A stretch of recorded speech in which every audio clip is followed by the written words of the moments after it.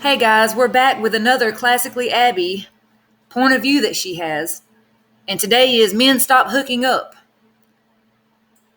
Let's listen to this clip, okay?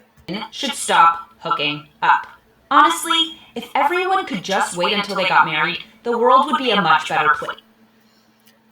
The issue with that is what happened to me was we waited. I'm not going to say that happens to everybody, what happened to me, but anyways, we waited until we were together. And once we moved in together, then we had sex. Well, we were not sexually compatible. We tried for like 3 months. We went to sex therapy. We went to basically like marriage counseling, even though we weren't married. But we waited until we moved in together, and that was over a year.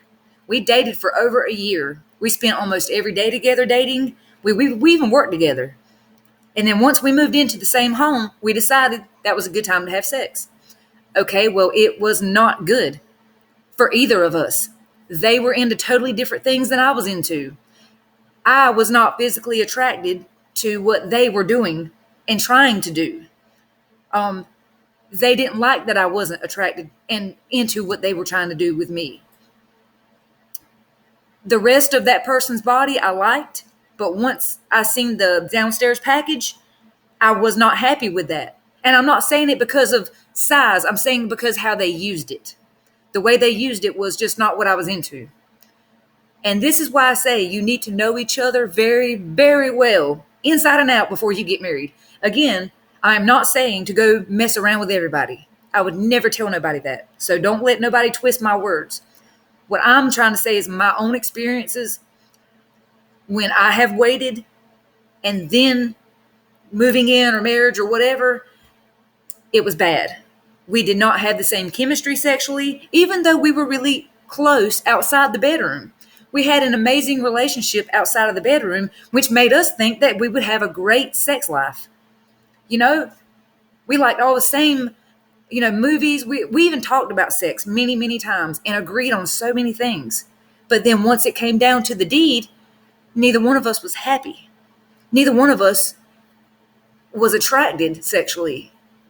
And I need people to understand you can't listen to people like this. This is the reason the divorce rate is so high. Not the whole reason, but this is one of the reasons. Because even like you see these cultures where they'll like set two people up and then they have to get married and then they're not happy. And then either the one spouse or the other will cheat or they'll end up divorcing. Now, in one of my situations, we waited, we got together, and after a year, like I said, we weren't happy with it, and that person began cheating on me because I did not sexually gratify them. I wouldn't do some of the things, and I wasn't into some of the things that they were into, just like they weren't into some of the things that I'm into. And see, we didn't know that before we jumped into that big commitment. We talked about sex so many times, y'all. Like we really carried on full-blown conversations. We had makeout sessions. We even felt around a little bit, copping feels, but it wasn't the complete deed. So once we did the actual deed, it was like, what the heck was that? I did not expect that. This doesn't feel right. It doesn't. So then we try something else. That didn't feel right. So then I say, well, you know what? Let me try to see his side a little bit more. Didn't work. Then he says, let me try to see your point of view like this. Didn't work.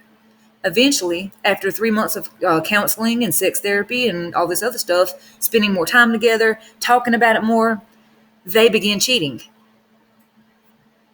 I was upset, but at the same time, I kind of knew it was coming because I couldn't do what they needed me and wanted me to do for them.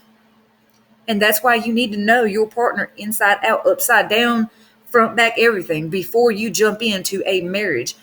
Where I stay at, a marriage is a very serious deal. You are tied together legally once you notarize and sign that paper.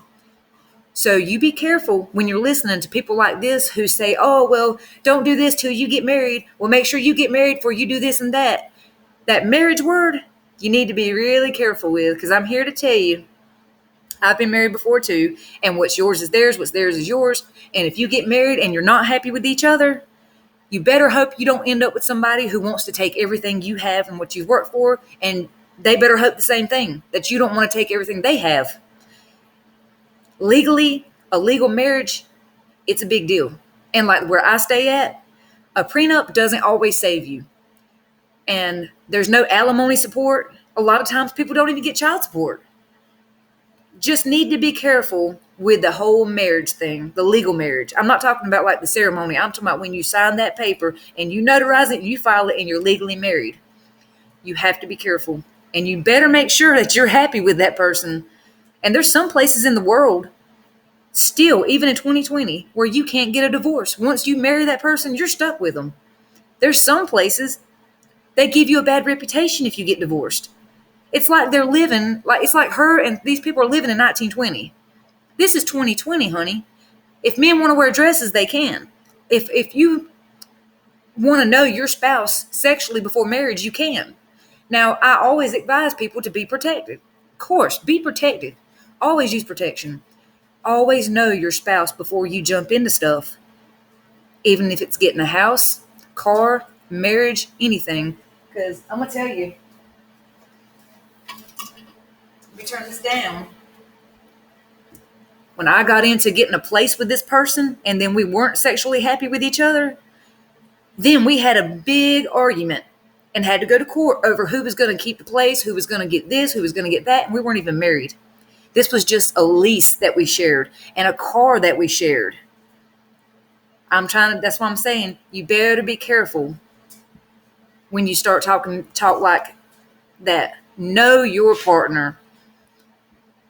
Please don't send hate to Classically Abby or anyone else. This is just my opinion, just how I feel. Thanks for watching.